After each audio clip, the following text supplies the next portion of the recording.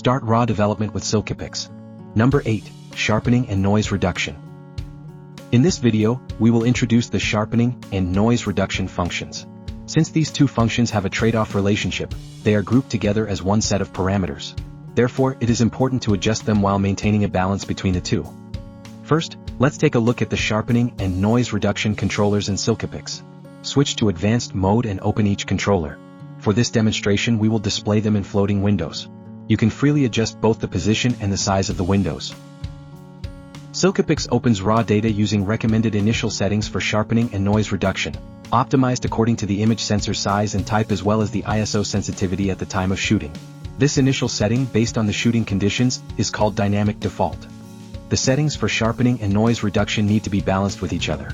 In particular, increasing sharpening can make noise more noticeable when an image is shot at high ISO. Sharpening. Sharpening enhances the contours of an image to create a sense of higher resolution. Sharpening offers four types: natural sharp, normal sharp, pure detail, and unsharp mask. Each provides a different approach to enhancing image contours. Natural sharp is the default sharpening setting. It suppresses black or white halos that appear near edges.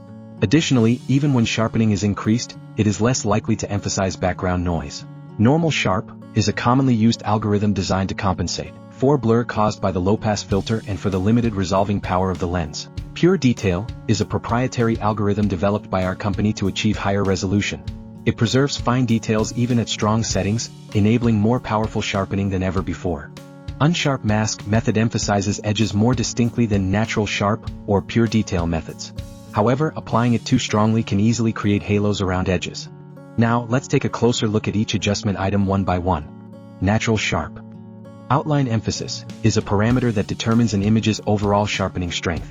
However, increasing this value can alter the brightness of an image and cause dark or light halos to appear near edges. To reduce these halos, use ringing artifact control and bokeh preservation. Ringing artifacts refer to black or white edges that appear around contours.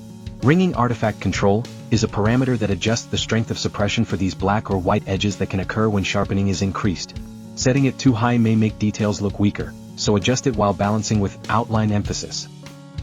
Bokeh preservation is a parameter that suppresses noise and overly pronounced dark or light halos that may appear when sharpening is increased. However, setting it too high can make details look weaker, so adjust it in balance with outline emphasis. Because its suppression characteristics differ from ringing artifact control, it is recommended to lower ringing artifact control when increasing bokeh preservation, and conversely to lower bokeh preservation when increasing ringing artifact control. Normal sharp. Outline emphasis is a parameter that determines the overall sharpening strength of an image. Detail emphasis is a parameter that controls the degree of enhancement for fine edges. Increasing this value enhances the perception of detail without significantly strengthening overall contours. However, it can also amplify noise, so adjust it while maintaining proper balance. The level of detail enhancement is determined in combination with outline emphasis setting. Reducing outline emphasis will also decrease the effect of detail emphasis, so it is recommended to set outline emphasis broadly first and then fine-tune detail emphasis. False outline control is a parameter that adjusts the strength of suppression for dark outlines and complementary color fringes that can appear around edges when sharpening is increased. However, setting this value too high can reduce color separation, causing colors at boundaries to appear washed out and whitish. Maintain a proper balance with overall color separation while adjusting it. Pure detail. Pure detail allows you to apply stronger sharpening without compromising fine details, delivering sharper results than normal sharp. The slider functions identically to normal sharp. Unsharp mask. Amount determines the strength of the unsharp mask effect. Higher values result in stronger sharpening. Radius determines the width of the edges to be enhanced. Increasing the value results in thicker edges, while decreasing it results in thinner edges. Threshold specifies which edges will be enhanced. Lower values emphasize all edges regardless of their clarity. Higher values limit enhancement to edges that are already well defined. Use this parameter to control excessive noise caused by edge enhancement. Radius is typically set around 0.5 to 1.0. Threshold is usually set to 1. If noise becomes too pronounced, gradually increase the threshold to adjust the balance between sharpness and noise. Noise reduction. Noise refers to the graininess that occurs when shooting with a high ISO. In this software, this is called high-frequency noise. In addition to graininess, high ISO shooting can produce noise in the red, green, and blue channels. This type of noise is referred to as color noise in this software. Noise reduction function is used to remove these types of noise. Mode selects the method used for noise reduction processing. Color distortion adjusts the strength of processing that suppresses color distortions. Fringe reduction adjusts the strength of the processing that suppresses fringes. Neat noise aligns random noise that occurs during high ISO shooting, producing a cleaner image. Smoothness suppresses high-frequency noise. Since this is processed at the raw data level, it effectively reduces overall graininess in the image. Level of shadow noise reduction adjusts the strength of suppression for noise that tends to remain in dark areas. Reduce more mitigates more patterns that appear in the image. Now, let's take a closer look at each adjustment item one by one. Mode selects the method of noise reduction processing. Selecting Standard performs normal noise reduction, while Fine Detail suppresses noise while preserving fine textures and sharpness. Processing with fine detail takes longer, so when noise is not a major concern, use Standard as appropriate. Switching the mode also changes the processing method for all parameters in the noise deduction subcontrol.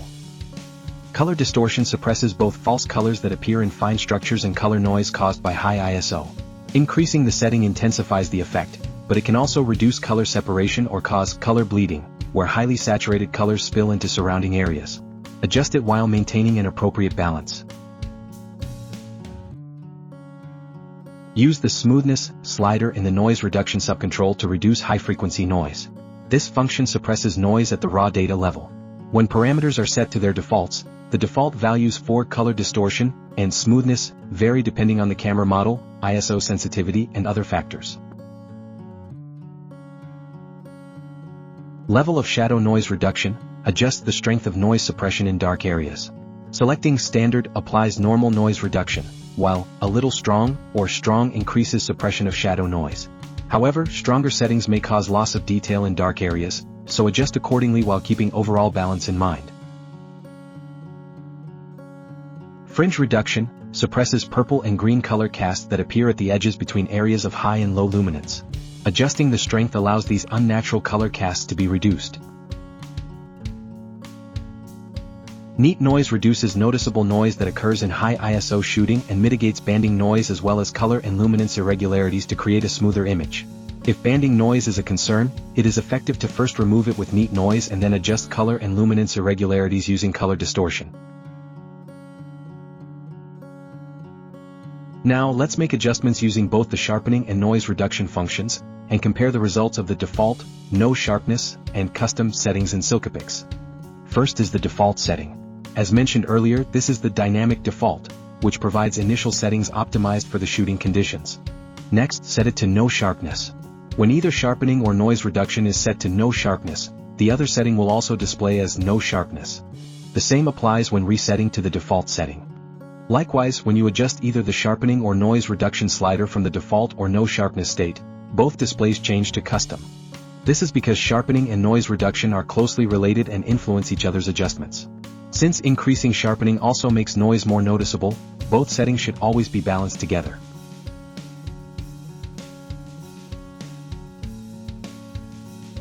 Let's look at a few examples. While dynamic default is usually sufficient, feel free to make further adjustments as needed.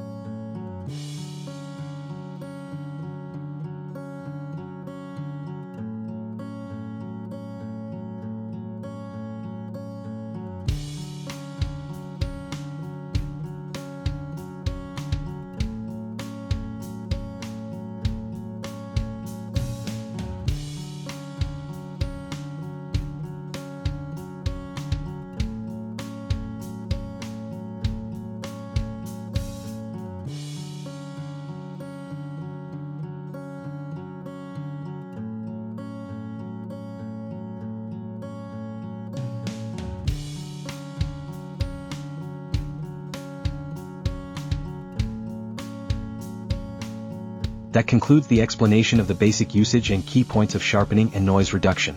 Adjust these settings according to the shooting conditions and the desired final image, keeping in mind the characteristics of each.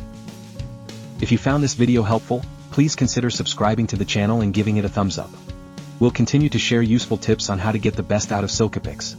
Thank you for watching.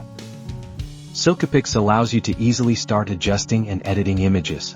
A trial version is also available, allowing you to experience all features for 30 days free of charge. Please give it a try. Start raw development with SILKYPIX.